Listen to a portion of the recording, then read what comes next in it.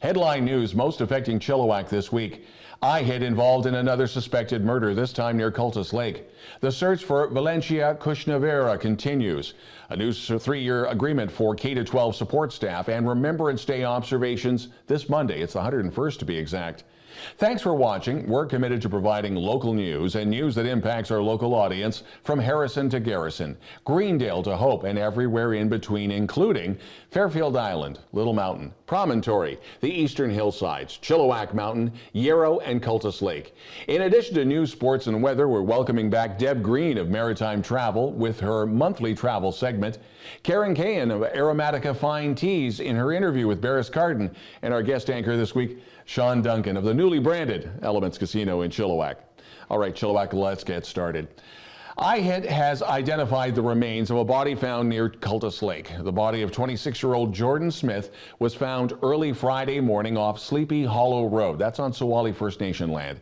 He was found in a gravel area, and it appears he died either late Halloween night or early Friday morning. IHIT and Chilliwack RCMP are appealing to the public, if you have any info or dash cam video, to contact them. 25 K-12 support staff agreements have been ratified by local unions, school districts, and the BC Public School Employers Association Board of Directors under Government Sustainable Services Negotiating Mandate. That includes Mission and Fraser Cascade. Each agreement has a 3-year term from July 1st, 2019 to June 30th, 2022, with general wage increases of 2% per year, plus additional local funds negotiated that result in tangible improvements to service delivery. This week, Chilliwack Coupe workers were to go to the mediator along with the school district to hammer out a similar agreement. Communities throughout BC will soon be able to apply for a share of the combined $150 million federal provincial infrastructure funding that will give them help to deliver the water and wastewater services that people count on. Mission Mayor Pam Alexis told chillTV that her district will go after some of those funds to upgrade the 36-year-old sewage system pipeline from Mission to the James Treatment Plant in Abbotsford. Built back in 1983, it desperately needs twinning and maintenance, and Alexis tried to make this a recent federal election issue. Now, there are concerns that the wear and tear on the pipeline could lead to a major spill into the Fraser River. This Monday marks the 101st anniversary of Remembrance Day in the British Commonwealth, which was first known as Armistice Day to reflect the armistice signed at the close of World War I. Road closures in Chilliwack will be in effect from 7 a.m. to 2 p.m. on Monday, November 11th. Closures will take place near the downtown cenotaph and at the memorial in Canada Education Park. Road maps can be found on the City of Chilliwack website. Legions and Anavets will also have all-day celebrations, and their doors will be open to the public as well as the vets. The search continues for the 82-year-old Cultus Lake woman, Valentina Kushnavera, who went mushroom picking a month ago Thursday and has not returned. And family obviously concerned. Search and rescue are continuing to look for her in the bush. In the ongoing struggle between the Agriculture Land Commission, the agritourism rules, and family farms comes some good news. While the ALC and the city have refused fantasy farms from operating agritourism events as of November 1st, that put into jeopardy annual events like Petey's Country Christmas. Gary and Lisa Moran, the owner-operators of Fantasy Farms, are also Santa and Mrs. Claus, and were concerned that this year's Christmas event would be cancelled. The owners of Chilliwack Mall have stepped in, and Petey's Country Christmas will be moved into the mall starting in December. Fantasy Farms has stopped other farm-related events and are hoping public pressure will change the minds at City Hall, the ALC, and some other farmers who have complained about not just Fantasy Farms. chillTV talked to Gary Moran about the next steps in the reapplication process. And I think I might be getting a little bit of help from some people that speak the language of the ALC. So that's going to be the first thing. What do they need to hear from me? Like what am I to say about what we do? And that will be the biggest thing. So first we got to go through a letter asking and giving a reason why we want reconsideration, and then it'll go to this, I think it's the South panel that made the deliberation the first time. It goes back to them, and hopefully they see it differently this time. And then from there it'll go back to the City of Chilliwack, and there we go through whatever regulatory things that they need. And again, unless once we get that far with it, the city has to come to, not necessarily to our aid, but they have to have the will to make it happen. And if they do, it will happen. Lights, camera, action. The Chilliwack Independent Film Festival is a 3-day event from November 22nd to the 24th, with screenings and events designed to provide opportunities for local and international filmmakers to showcase their work.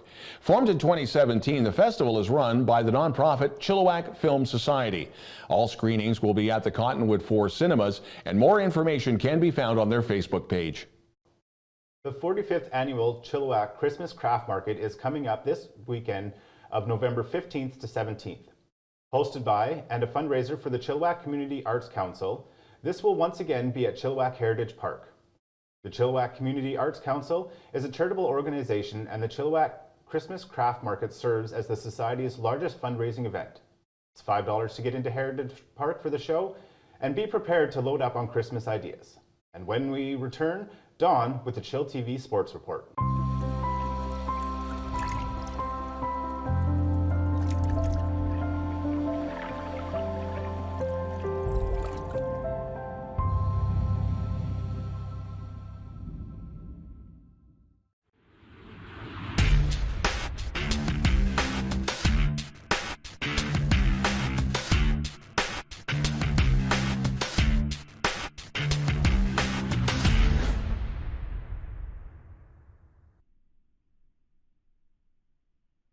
Langley Rams continue their unstoppable road to a national title. The Rams beat the West Shore Rebels 35-12 to win the Cullen Cup. Now the Rams, by virtue of the rotation with other leagues in conjunction with the BCFC, will host the Canadian Bowl. For the 4th time in 8 seasons, it's the Rams and the Hilltops for CJFL primacy, and this will be the 2019 game. Now the game is set for Saturday, November the 16th, 1 o'clock, McLeod Stadium in Langley.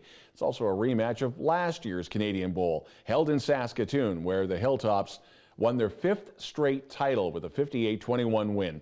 They also beat the Rams in Langley in 2012 and 2014. Abbotsford Pilots announced that their Teddy Bear Toss is back for its 20th year. This toss game will take place Friday, November the 22nd at MSA Arena against the Langley Trappers. And fans are encouraged to bring stuffed animals to throw on the ice after the Pilots score their first goal of the game. All stuffed animal donations will be split between the Salvation Army and the Abbotsford Hospice Society and distributed to local kids in the Fraser Valley. Additionally, donations of non-perishable food items will be collected at the door, and a 50-50 draw will be held throughout the night to benefit the hospice. Last weekend, Trinity Western's number 2 ranked women's soccer team fell 1-0 to UBC. That was last Friday in Canada West Final Four play at Clark Stadium in Edmonton. The Spartans were looking for their 9th consecutive berth in the Canada West Championship. The next day, they did rally from a first-half deficit to win a Canada West bronze medal with a 4-1 win over McEwen. And now Deb Green from Maritime Travel, making us all feel guilty that we should be somewhere else, like Mexico, with her monthly travel report.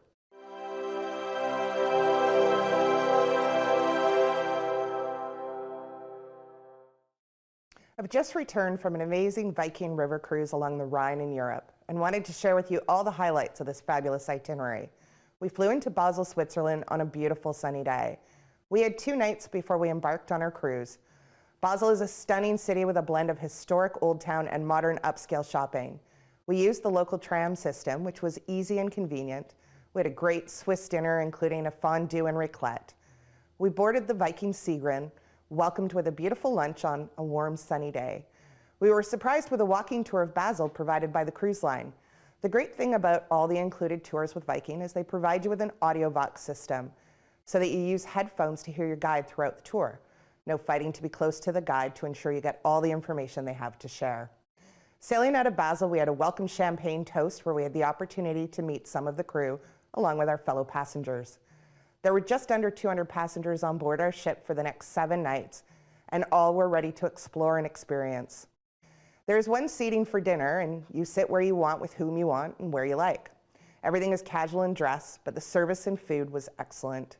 We had included beer and wine with lunch and dinner, and were able to enjoy different beers and wines in the areas we were sailing through. Our first stop was in Brest, Germany, where we boarded buses and headed up to the Black Forest, home of the famous cuckoo clocks. You had the choice of going to a cuckoo clock demonstration or a hike into the Black Forest. We chose the hike and then came back to see a Black Forest cake making demonstration and of course have a taste. We headed back to Berris, where you had the choice to join an optional excursion to the medieval village of Colmar or an afternoon free. We went with the free afternoon and went for a wander. We arrived in Strasbourg on day 3. We did an optional food tasting tour through Old Town Strasbourg. The walled city has so much historic charm, and you were looking every which way as to not miss anything. We were taken to a variety of local shops to try their wares, with a stop for lunch at a traditional tarte flambée. The day ended with wine, cheese, bread, and treats at a local wine shop. The next day, we woke up in Heidelberg, Germany. We bussed to the Heidelberg Castle, originally built in the 13th century. The views from here were breathtaking. We then spent a few hours in historic Heidelberg. It was a Saturday, which means we got to feel like a local, as so many were out for the afternoon. We also saw a couple of weddings. This all just made the day more magical. We got up the next morning with excitement and anticipation for what is surely the highlight of this trip, sailing through the Middle Rhine. This is an UNESCO World Heritage Site, as you pass beautiful vineyards and many castles perched on the top of the hills. Our cruise director shared stories of the castles, as well as the history of the river and its importance in European trade and transportation. What better way to end the day but visiting one of the stunning castles in person? We docked in Colbenz in the afternoon and headed up for a tour of the perfectly preserved Marksburg Castle. Our guide entertained us with stories of what life was like in the 13th century structure, one of the only castles not ever to have been destroyed due to the strong fortification. Day 6, we woke up in Cologne, Germany, headed to the famous Cologne Cathedral, towering over the old city in all its Gothic splendor. We were treated to a walking tour of the old city with time to explore the beauty of the inside of the cathedral. The afternoon was free to explore on our own, and we treated ourselves to time in a chocolate museum where sampling is a must. The next day, we spent the morning sailing down the Rhine, watching the landscape change as we drew closer to the sea. We arrived in Kinderdijk that afternoon, famous for its Dutch windmills. We were taken on a walking tour to learn about marvels of engineering and got to explore inside one. That evening was our farewell dinner, as we were to arrive in Amsterdam the next morning, and our time on the river had come to an end. Seeing Europe from the river is one of the most spectacular experiences you can have. Not only do you get to see some amazing sights and learn the history of the area, but you're treated like gold, looked after every step of the way. The service, the food, and the ship were outstanding. I can't wait to go back and discover more rivers, cities, history, and people. If you're interested in this experience, I have pricing for select 2020 sailings starting at $33.49 Canadian per person. Call me at 604-746-4041 or email dgreen@maritimetravel.ca for more information on this sailing or any other travel request.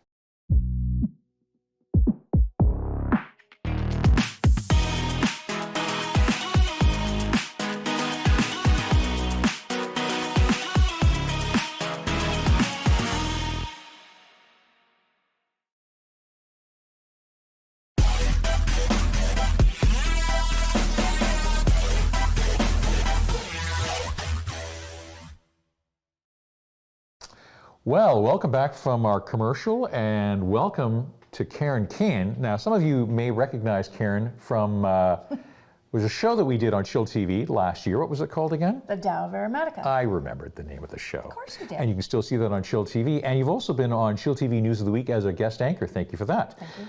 But you're here today for a different reason. What brings you to chillTV News of the Week today? Well, thanks for having me here. As a loose leaf store, we didn't really have too much worry when there was all the tempest in a teacup about tea bags and microplastics and nanoparticles of all these things that were going to harm people. I've heard about that. So microplastics in tea, they're good for you, right? Because they make it crunchy, a little bit more texture to your tea. Yeah, it's one of those things that plastic anything is not a good plan, and especially if you're going to consume it. Right, yeah. right. So should we be concerned, I guess, is the question. You're here to tell us we should be concerned or we shouldn't be concerned? Well, obviously loose leaf tea doesn't have tea bags on it, so there's no plastic in that tea, period. But what I wanted to do, despite the fact that it's probably not in our best interest, is to just shed some light on whether or not that whole McGill University thing that went on CBC. It's all over the States and Canada now, Right. about how harmful it is, that it is a very, very small segment of what happens in the tea world.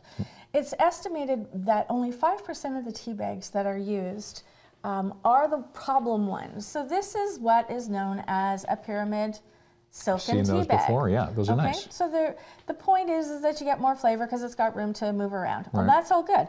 But 95% of the ones that are out there do not contain plastic. This one does not. So if you feel the bag itself, it's quite soft. Yeah, it's very nice. So what would that be made of then?